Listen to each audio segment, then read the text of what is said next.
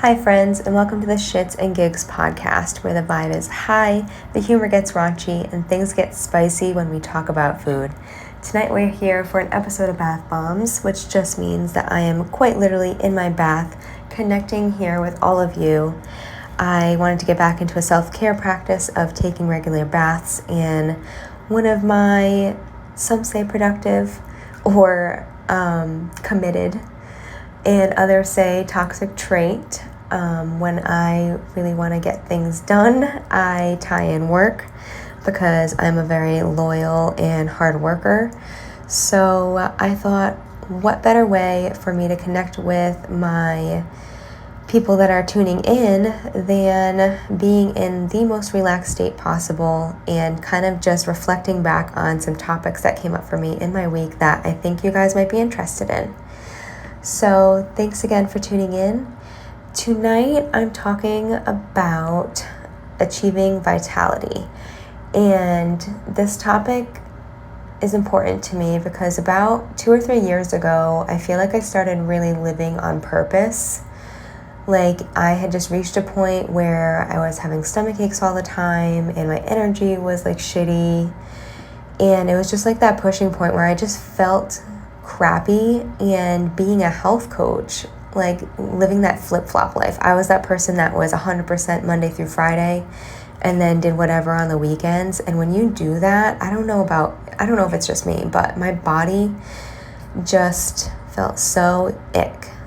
Like come Monday, Tuesday, like I felt like my body didn't recover and feel great again until Wednesday. And I just did not want that feeling anymore. I wanted that Monday through Friday feeling all day long. So, or all week long, I should say.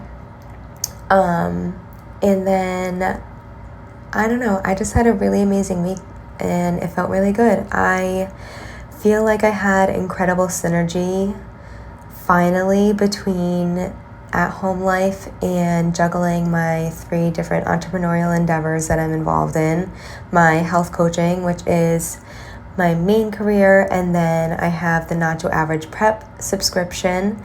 So that is something like new that's in the works along with this podcast.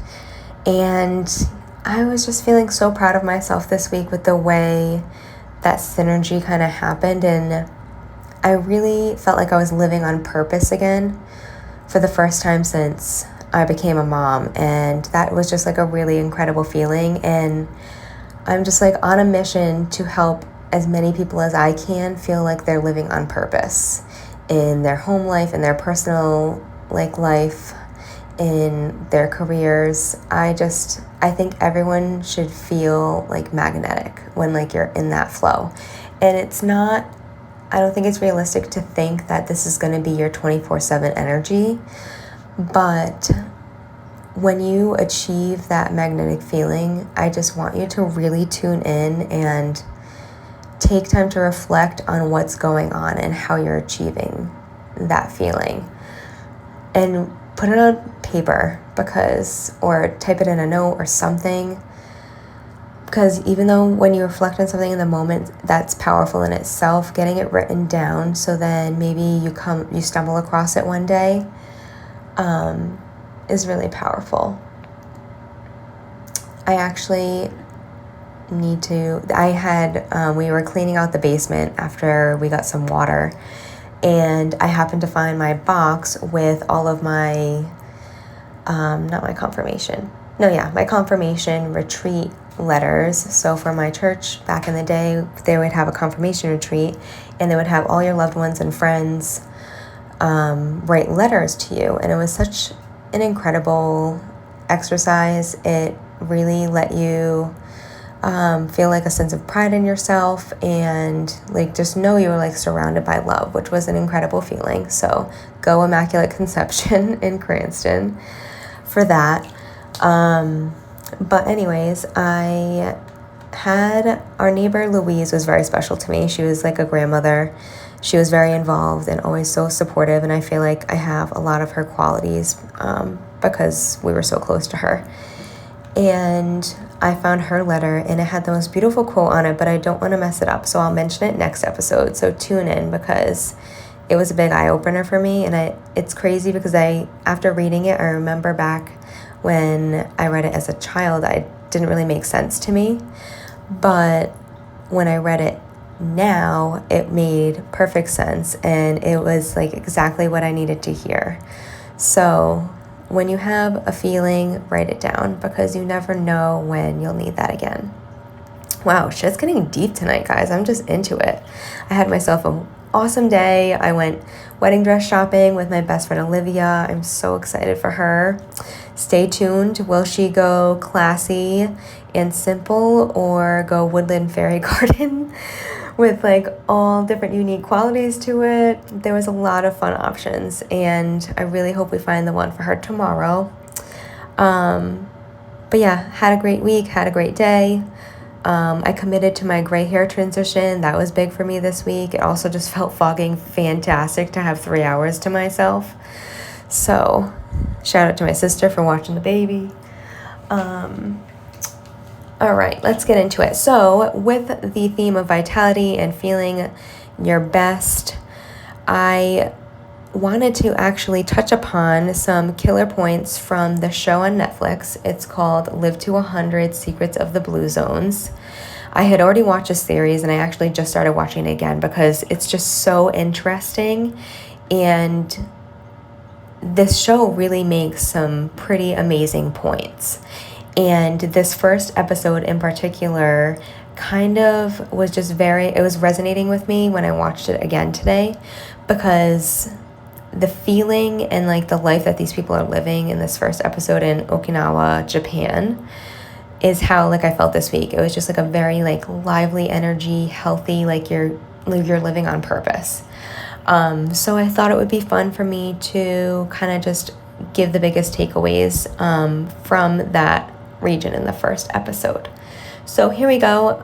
For all of the further episodes and everything, again, tune in on Netflix. Live to 100, The Secrets of the Blue Zones. So essentially this whole series focuses on these hotspots in the world where people live to 100 at the highest rates in the world. So one interesting fact that is like hard to swallow is 2/3 of the 8 billion people in this world will die prematurely by a preventable disease. So things like heart disease, obesity, there's multitudes of different diseases out there that are preventable nowadays, and more than half of us are going to pass away from these diseases. So it's just so crazy, and prematurely, not even like live out our full life and die in these crazy ways. And the quote that I really love in the beginning is, "It's vitality is not found by preventing death, but learning how to really live." And I just think that's so powerful to think about. And again, like that living on purpose energy. And these people in these hotspots are living longer without trying. They're just like leading their everyday lives, and they're thriving. So it really catches your attention. At least for me, I find the series very intriguing, so I highly recommend listening to it and seriously like taking away some knowledge and practicing some of these things in your personal life, because these people are fucking onto something. Unless you don't want to live your longest, best life. I don't know. All right, so the first thing that these people in Okinawa, Japan, hopefully I'm pronouncing that correctly, what these elders recommended was literally having fun. Why is that not a staple for our everyday life now? Why is fun not prioritized in our society? These people literally suggested having fun. They quoted, "Laughter brings longevity. Don't stew in anger." She kept saying, it's translated obviously, so it's a little probably jumbled, but like they say, like, don't stay angry or don't get angry. Like focus on like always having a good time and like having joy and like laughter as like a regular part of your day. Which, shout out to my husband, I can genuinely say that we fucking always have a great time, and I think that is just like so attractive to come home to, like to know that like laughter is a part of your routine. So whatever you guys need to do for yourself or as a couple, like figure out what it's going to take to laugh every single day together.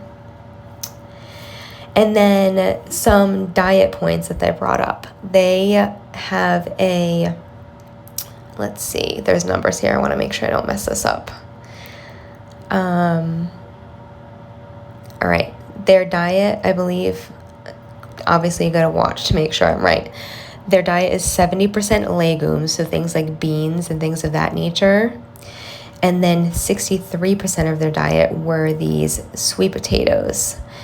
But they're like purple sweet potatoes. And they have over 150% more active antibiotics. Oh no, not antibiotics, oh my gosh. Antioxidants than blueberries. So purple sweet potatoes are where it's at, and legumes. So maybe I'm going to try and do some more like bean salads and stuff like that in our diet. And let's see. Yeah, the sweet potatoes, they just highlighted that the antioxidants were huge, and then it's a source of complex carbs and fiber, which are crucial for your diet and super good for your gut. All right, and then they also ate a lot of tofu, which tofu is proven to decrease cholesterol and also decrease the potential, or it's, in a few studies he mentions that it slowed the progression of cancer, which is pretty interesting. And it also decreases your risk of heart disease. So they're definitely onto something with tofu. However, they do mention something about quality of tofu, so listen in for that like clarification. And he just found when researching this population overall that the foods have a wide variety of medicinal purposes. So there wasn't necessarily only these like 3 ingredients that they believe increase their longevity, but the like herbs and things that they cook with, that they literally grow in their gardens themselves, are like as a whole medicinal, with between all of the different properties and things that they're made up of. And let's see, this was a fact. 73% of Americans are overweight, and 80%. Oh no, this was another thing. Okay, so that was just another fact. 73% of Americans are overweight. So a high amount of us are severely overweight, more than half. So definitely an epidemic of obesity. One of the other things that these people lived by in Okinawa, Japan, it's the 80% full rule. It's called harahachi-ru. So they say this chant, I guess, before every meal, and what it translates to roughly is the 80-10 rule, meaning they will eat until they are 80% satisfied in their gut, which I thought was so interesting. Like, that's such a simple thing to be aware of, but we just are so unaware while we're eating. We're just eating to eat, eating as fast as we can because we don't have a lot of time to eat. And we can't even be mindful of when we're like 80% full. Come on, guys. This is totally something we can do. You got this. And then next, they don't have any like real furniture, apparently. Everything is on the floor. So they said that it's essentially like them getting up and down on average. They did a study. They get up and down about 30 times a day. That's like doing 30 squats every single day at minimum.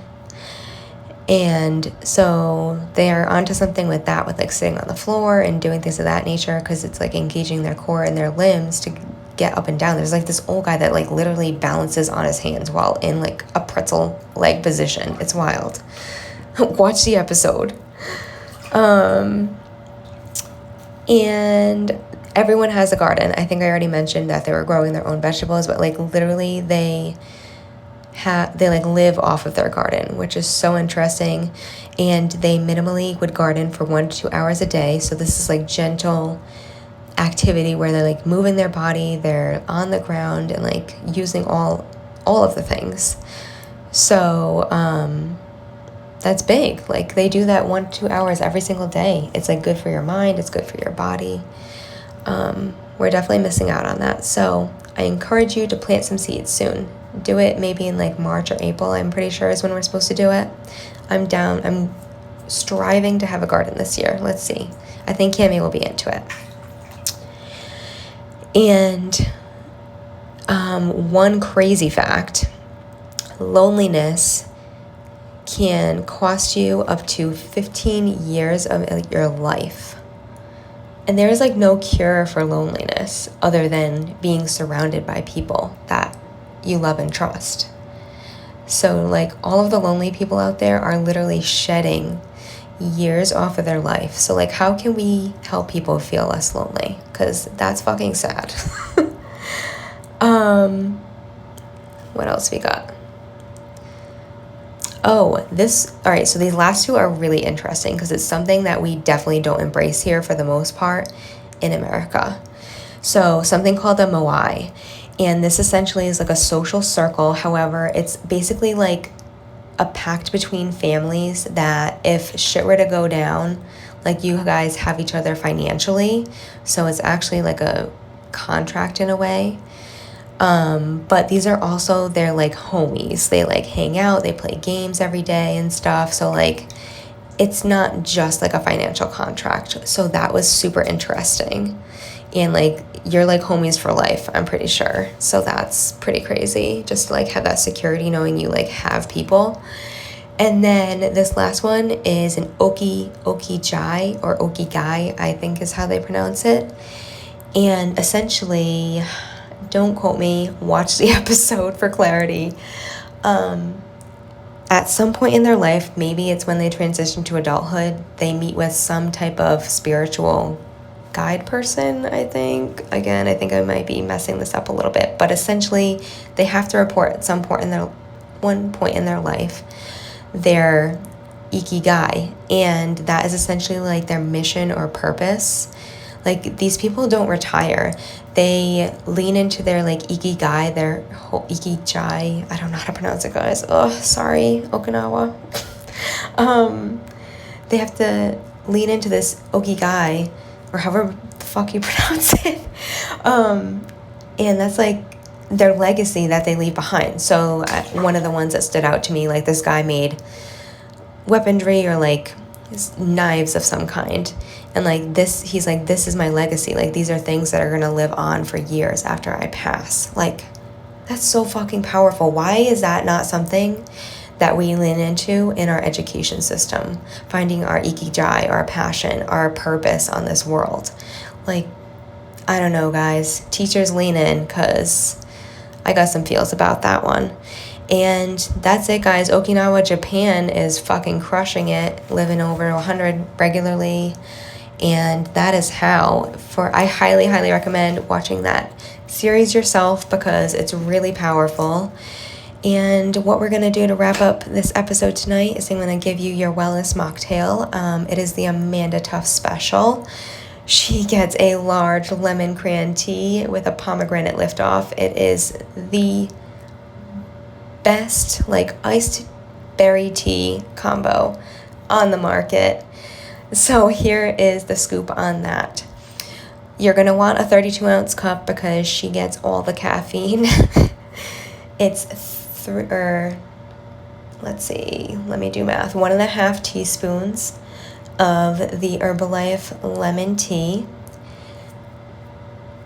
2 to 3 capfuls of cranberry aloe, great for your digestion, adds a little like sourness to the mix, and then 1 pomegranate liftoff. If you like extra fizz, grab the tablet. If you don't care about the fizz and you want convenience, go for the powder sticks. Those are super convenient for on the go. Feel free to comment Amanda for me to DM you pricing and availability. And what else? Yeah, that's it, guys. Thanks for tuning in. This was a fucking deep episode. I hope you enjoyed it. Thanks for getting real with me.